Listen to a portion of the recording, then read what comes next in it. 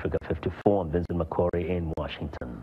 Now, most of the suicide bombers in Somalia's capital target the Makkah al-Mukarram road, which links the presidential palace to the busy K4 junction, home to many businesses and offices. It's here where the jihadists can cause greatest casualties and damage in order to display their power to the public, the government, and the international community. But as Mohammed Sheikh Noor reports, the business owners insist on rebuilding and hoping the situation will turn around. Brian Allen narrates. The most recent attack on March 1st targeted a hotel frequented by Somali elites, including some government officials. The hotel also bears the name of the street, the Makkah al-Mukarrama. The militant group Al-Shabaab claimed responsibility for the attack, which killed at least 25 people. Idai Haji, the owner of the Makkah al-Mukarrama, says he does not know why his hotel is a target. This is the 5th time the hotel has been attacked. I do not know why my hotel is targeted. I have nothing to do with politics. I am not a soldier nor working for the government. I am merely a businessman who raises his children. Despite the death and destruction, members of the Somali business community usually defy such heinous acts and immediately start to rebuild their establishments and go on with their life. I won't neither run away nor give up because this is my country. I do not know where to go back. I have to show perseverance and stamina in order for the new generation to follow my footsteps. Mohammed owns a restaurant on the same street and has been the victim of suicide attacks. He too says he will forge ahead. With the help of God, we can recover from the tragedy. Having said this, only God knows what will happen in the future. But we hope that there will be a light at the end of the tunnel.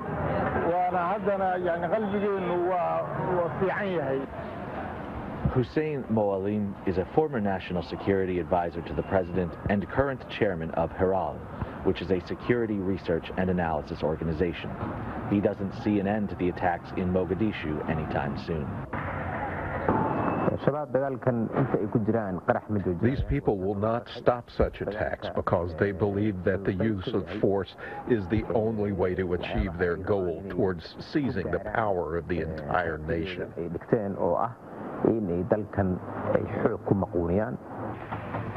Moalim notes that Mogadishu business owners do not have any kind of insurance to help them recover, nor do they have an able government who can give them substantial support. However, he says businesses have other resources to draw on after a destructive attack. They have other means and ways that make them come back again to revive their business by using existing mechanisms within the Somali culture, such as support, which is based on both family or friendship.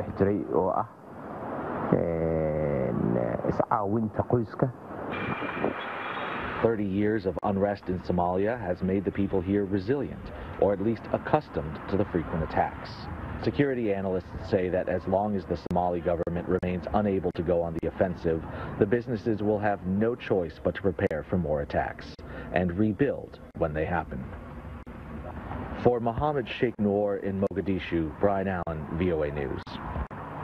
A major aid operation is underway in Mozambique, Malawi, and Zimbabwe to help victims of tropical cyclone Idai. The cyclone, which made landfall near the densely populated Mozambican port city of Beira, moved to parts of neighboring countries and caused widespread devastation. Most of the aid is targeted at victims who are still reeling from the impact.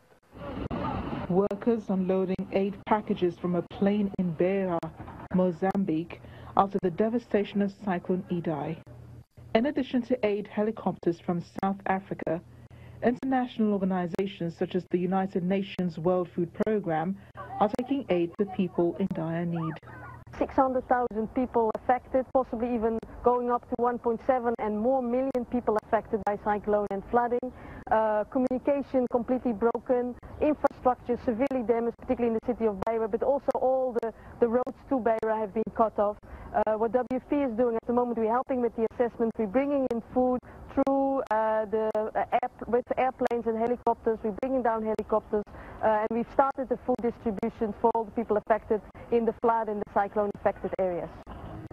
Cyclone winds and floods that swept across southeastern Africa affected more than 2.6 million people and could rank as one of the worst weather-related disasters recorded in the region. In neighboring Zimbabwe, Cyclone Idai also wreaked havoc. President Emerson Mnangagwa visited affected communities to assess the damage, while mentioning offers of aid from neighboring countries. We need to make sure we understand the quantum of devastation in order for us to mobilize resources to deal with the situation as it stands. Countries like South Africa, Botswana, Namibia and Angola have indicated that they also would want to know what our needs are, and we are busy now compiling materials which we think they could assist us with. Apart from the government, some Zimbabweans themselves have been going to great lengths mobilizing donations, including cash, food and clothes to help thousands of families affected. Malawi, also in Southeast Africa, has been experiencing severe flooding after Cyclone Idai moved to the country, leaving roads wrecked, buildings flattened, and entire communities displaced.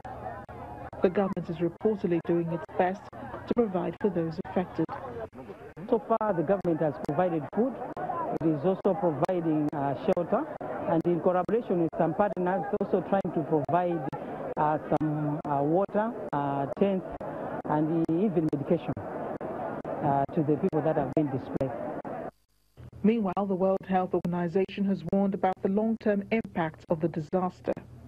This is typically followed then later by waterborne diseases.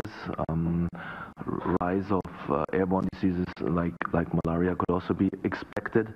But you have another scenario, which is the mid and long-term effects if you have damages to infrastructure and to health facilities. Simple scenarios like assistance to pregnant women or deliveries, assistance to diabetes patients could be hampered. This is why an assessment of the damage to health facilities is now of quite an importance on top of the immediate assistance to the victims and the surveillance on many diseases. Cyclone Idai left hundreds of people killed in a massive trail of destruction across parts of Southeast Africa. Thousands of people have been displaced. Homes, roads, bridges and crops all washed away.